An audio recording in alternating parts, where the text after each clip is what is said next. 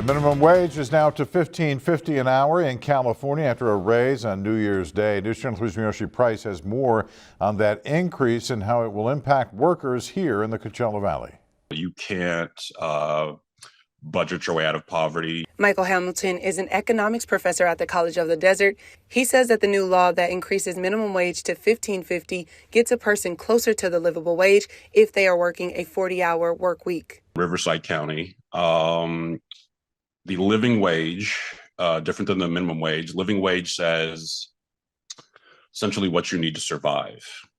The livable wage needs to be $18.66 per hour. Effective January 1st, the California minimum wage went up to $15.50.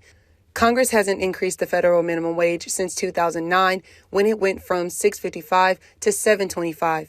In California, minimum wage has consistently increased since 2017. Hamilton breaks down the gap between a livable wage and our current minimum wage. The current minimum wage of $15.50 will give you roughly $2,686 per month or $32,240 per year.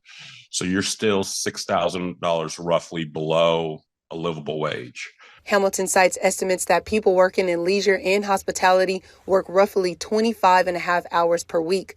Hamilton says that demographic makes up 26% of the people working in the Coachella Valley. So I went to a local restaurant to see how this bump will help them.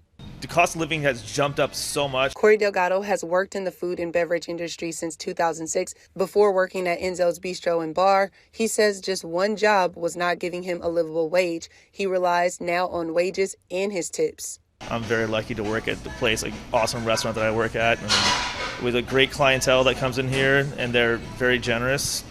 And so I'm very lucky to say it didn't hit me as harder. So do you have any recommendations on what people can do to live with the $15.50?